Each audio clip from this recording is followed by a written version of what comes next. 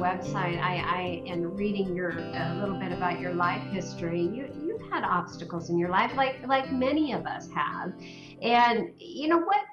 I don't know. I'm just very curious. I'm always curious when I meet new people. How do you overcome those obstacles? What Yeah. tips would you give our viewers? I mean, it's a great question. And I have had obstacles.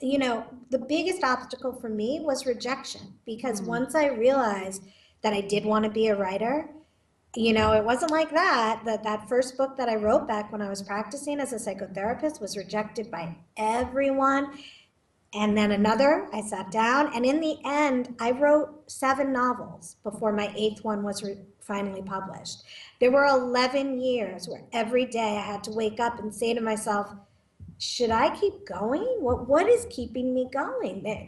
The world is giving me a pretty clear message to stop. And I think dreams and passion are when we can dig deep or rely on other people. I tell people find a spouse or a friend or a family member or a dog or a cat who's going to make you feel like you have the right to keep following your passion every day. right. Because without that sort of validating of yourself, it's very hard to keep going. And what did it for me, I mean, part of it was just the joy in the storytelling. Whenever I felt like I had a stack of rejection letters as high as my ears, and I did, this was back in the day when people sent actual paper rejection letters, and I could have wallpapered my whole house with them. Um, I would lose myself in a story, and I'd forget that rejection was even an issue. And rejection taps into a lot of deep stuff for all of us, I think. For me, it tapped into feeling like a little girl and not having friends and being sort of the outcast. And dealing with all of that muck and that pain is really important to getting past those obstacles that we all face. It's very true, and I think we've all been through that. The rejection is really a very valid point because it's hard. It's hard. I think all of us have had situations in our life where we, like you were saying, you wake up day after day going, you know what, I don't know if I should go on. And how do you know, as an individual or a spiritual being, how do you know if that's a sign you should stop? Or on the other hand, maybe that obstacle was meant to teach you something and you're supposed to keep going. And actually, right now, hearing what you're saying, I think that's the key. What you just said is you woke up every morning and that writing made you feel passionate inside, and that was your answer. You think? Yeah, I do think so. I think if you can feel, in a way, if you can keep going, what do they say? That what doesn't kill you, and you don't get handed anything that you is too big for you to bear. If Right. you can keep going, keep going. There's something out there waiting for you to reach that sort of point in the journey where you've finally broken through. And you'll know it. You'll know it because there will still be moments of joy in there amidst the heartache.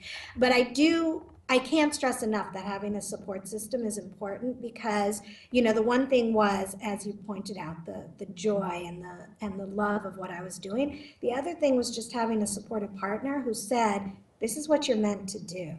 And you're not going to be happy doing anything else. So I don't care if we could pay a few bills on time. I don't care if we could live in a house that had a bedroom door. We slept in a niche off the living room because we outgrew our house in this time that it took. I didn't know it was going to take 11 years at the time, and he really gave me the strength to keep going. And I think, some of us are lucky enough. I feel very blessed to have a partner who could do that for me. But even if you can't, there are, friends, perhaps you're in a job or a passion where there are other people trying to do the same difficult thing. Tap into that network. Or really what I said, have a dog who leaps up on your lap every day and just looks at you with those, how dogs look at you, like what Yes, you are doing is absolutely. Yeah. exactly what you should be doing. We need that. We need to hear that from somebody besides ourselves sometimes. Go to church, go to temple, tap into your own spiritual advisor who's going to say, I think you're on a road, and keep going. We need to be told that. Right. No, I think we definitely do. And there are people out there that, and I know that I have been there at points in my life where I knew I needed to have somebody to bounce ideas off of and be that cheerleader for me. And, you know, I didn't feel like it was out there at times. And I like what you're saying, because what you're saying is there is hope. There are resources that are out there, like you were saying, you know, even something as simple as your dog or your animal, or there is joy everywhere. And even in nature, you know, taking a walk sometimes clears your Yes. mind. Yes, it does. And it can also tap you into what you're doing in a very deep way. You know, you're out there and you're realizing there are things bigger than us. The trees stand higher, the stars are above us, and it can really tap us into the fact that we're all out here trying to do something that's a little bit bigger than we are. And Right. that's a good thing.